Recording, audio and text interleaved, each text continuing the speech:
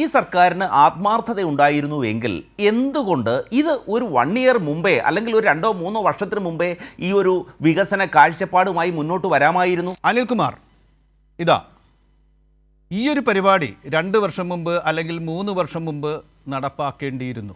മാത്രവുമല്ല, വിമർശനങ്ങൾ ഏറെ ഉണ്ടവർക്ക്. അവിടെ വന്ന് പറഞ്ഞില്ല എന്നേ ഉള്ളൂ. അതിലേക്ക് പോയി ഒരു മറുപടി താങ്കൾ പറയുക. എന്തുകൊണ്ട് ഇത് 3 വർഷം മുമ്പ് നടപ്പാക്കിയില്ല? എന്തുകൊണ്ട് 14 ജില്ലകളിൽ ആയി നടത്തിയ 34 സെമിനാറുകളിൽ പ്രതിപക്ഷത്തെ വിളിച്ചില്ല? പ്രതിപക്ഷത്തിന് ഒരു ഇടവും കൊടുത്തില്ല. ഇപ്പോൾ പ്രതിപക്ഷ നേതാവിനെ ഉദ്ഘാടന വേദിയിലേക്ക് വിളിച്ചെങ്കിലും അത് മുഖം മിനുക്കൽ പരിപാടിയാണ് തൊട്ടു മുമ്പ് നടക്കുന്ന എന്നതുകൊണ്ട് ബഹിഷ്കരിച്ചിരിക്കുന്നു. ഇത് കനകോല് പറഞ്ഞു തന്നതല്ല, ഇത് സത്യത്തിൽ ഉള്ളത് തന്നെയാണ്. ഇടതുപക്ഷം വലതുപക്ഷ ആശയങ്ങളോട് കൈകോർത്തിരിക്കുന്നു എന്നാണ് കോൺഗ്രസ് സഹയാത്രികനായ റജി പറയുന്നത്. മറുപടി: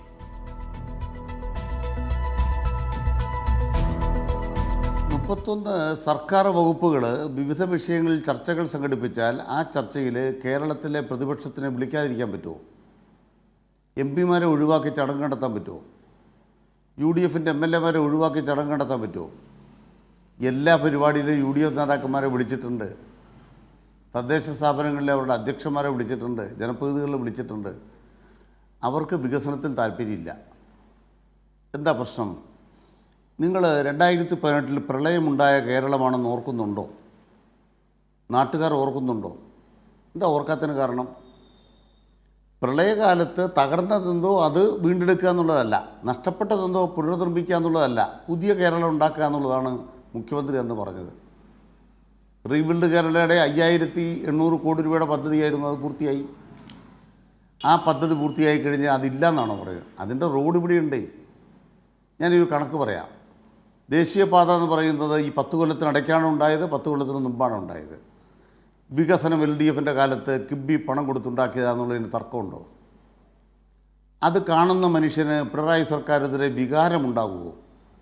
നിങ്ങളിപ്പോൾ ഒരു പേര് പറഞ്ഞല്ലോ, ഭരണവിരുദ്ധ വികാരം.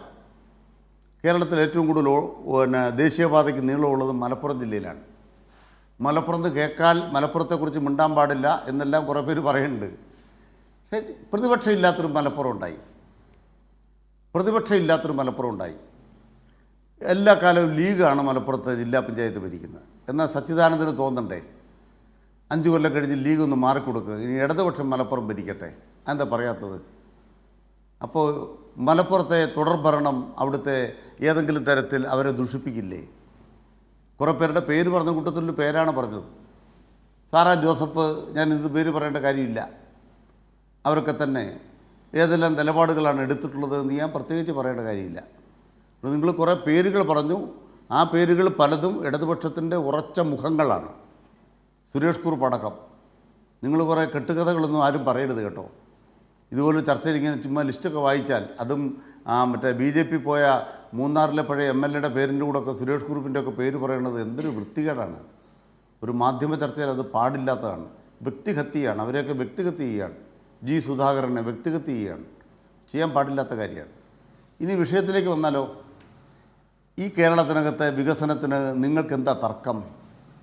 ദേശീയപാത ഇങ്ങനെ ഈ വേഗത്തിൽ പൂർത്തിയാക്കുന്നതിന് നിങ്ങൾക്ക് തർക്കമുണ്ടോ? നിങ്ങളുടെ തർക്കം എന്താണ്? ദേശീയപാത തകർന്നു പോയി എന്നാണ് നിങ്ങളുടെ വാദം. ആ ദേശീയപാതയിൽ കൂടെ മനുഷ്യർ യാത്ര ചെയ്തുകൊണ്ടിരിക്കുകയാണ്. തകർന്ന സ്ഥലങ്ങളുണ്ട്, അത് പരിഹരിക്കണം എന്നാണ് സർക്കാർ ഉദ്ദേശിച്ചത്. അത് കേന്ദ്ര സർക്കാരിൻ്റെ കയ്യിലാണ്. സംസ്ഥാന സർക്കാർ കുറേ പണം മുടക്കി. കിബി ഇല്ലെങ്കിൽ ദേശീയപാതയുണ്ടോ? മലയോര പാത, തീരദേശപാത, ഇതൊക്കെ എവിടെയാണ്? ഞങ്ങൾ കാണുന്നില്ലല്ലോ. ഇപ്പോൾ പുതിയൊരു സിദ്ധാന്തം ഉണ്ടല്ലോ. CPMൻ്റെയും ഇടതുപക്ഷത്തിൻ്റെയും സാധാരണ പ്രവർത്തകന്മാർ, പാർട്ടി ബൂത്ത് സെക്രട്ടറിമാർ, ലോക്കൽ കമ്മിറ്റി അംഗങ്ങൾ, ബ്രാഞ്ച് സെക്രട്ടറിമാർ, ഇവരൊക്കെ പരാജയപ്പെട്ടു. എന്തിനു പരാജയപ്പെട്ടു? ഞങ്ങൾ സഞ്ചരിക്കുന്ന ദേശീയപാത ഉണ്ടായത് കാണിച്ചു തരാൻ ഞങ്ങൾക്ക് സാധിച്ചില്ല. ഞങ്ങൾ യാത്ര ചെയ്തുകൊണ്ടിരിക്കുന്ന മലയോര പാത ഞങ്ങളെ കാണിച്ചു തരാൻ ഇവിടുത്തെ പാർട്ടി പ്രവർത്തകർക്ക് പറ്റിയിട്ടില്ല. വിഴിഞ്ഞം തുറമുഖം ഇത്രയും വലുതാണോ? ഇതിങ്ങനെ നടക്കുന്നുണ്ടോ?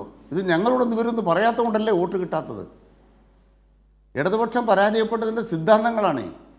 ആ വിഴിഞ്ഞത്ത് ഇത്രയും വലിയ തുറമുഖം, ലോകത്തെ ഏറ്റവും വലിയ തുറമുഖം ഉണ്ടാകുന്നതെന്ന് കണ്ട് ഇത് ഞങ്ങളോടൊന്നും പാർട്ടിക്കാർ പറഞ്ഞില്ല. പറയാത്തത് കൊണ്ട് ഞങ്ങൾ വോട്ട് ചെയ്തില്ലെന്നേ ഉള്ളൂ കേട്ടോ. ഇതാണൊരു സിദ്ധാന്തം. എന്താ യഥാർത്ഥത്തിൽ നടക്കുന്നത്?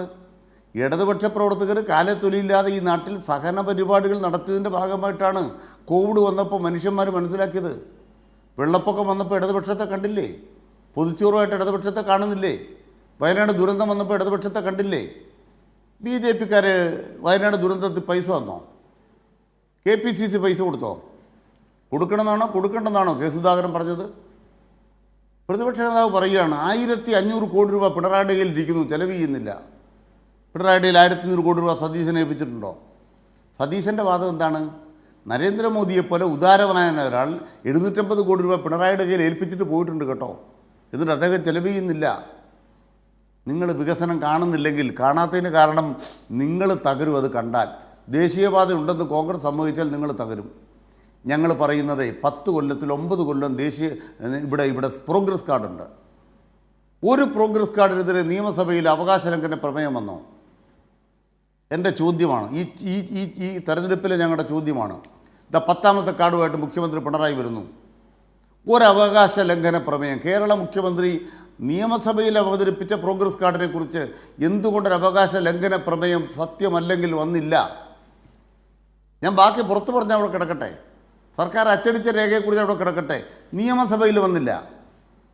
പ്രോഗ്രസ് കാർഡ് അവതരിപ്പിച്ച നിയമസഭ കൂടിയല്ലേ? അപ്പോൾ നിങ്ങൾക്ക് കണ്ണടച്ചിരിക്കാനേ മാർഗമുള്ളൂ. 5 ലക്ഷം വീടുകൾ ഈ 24-ാം തീയതി ഫെബ്രുവരി 24-ാം തീയതി 5 ലക്ഷം വീടുകൾ. ഓരോ വീട്ടിലും ഒരു 50 പേർ ചേർന്ന് പായസം കുടിക്കും. കേരളത്തിലെ 2.5 കോടി പേർ വികസനത്തിൻ്റെ സ്വാദറിയും, നല്ല പായസം കുടിക്കും. ഇടതുപക്ഷം തീരുമാനിച്ചിരിക്കുകയാണ്. പ്രതിപക്ഷത്തിന് അറബിക്കടലിൽ ചാടാതെ എന്താ മാർഗം? ആ പ്രതിപക്ഷ നേതാവ് തന്നെ പറഞ്ഞത് 4,38,000 വീടേ ആയുള്ളൂ. അന്ന് അദ്ദേഹം പറഞ്ഞത് സത്യമാണ്. അത് കഴിഞ്ഞ് 6 മാസം കഴിഞ്ഞു, 5 ലക്ഷമായി. ഒരു ശകല സമയം കൂടെ തന്ന ഒരു 3 ലക്ഷം കൂടെ വീട് വെച്ചാൽ ഇനി ആർക്കെങ്കിലും വീട് കിട്ടാൻ ബാക്കിയുണ്ടോ? ഇതല്ലേ വികസനം?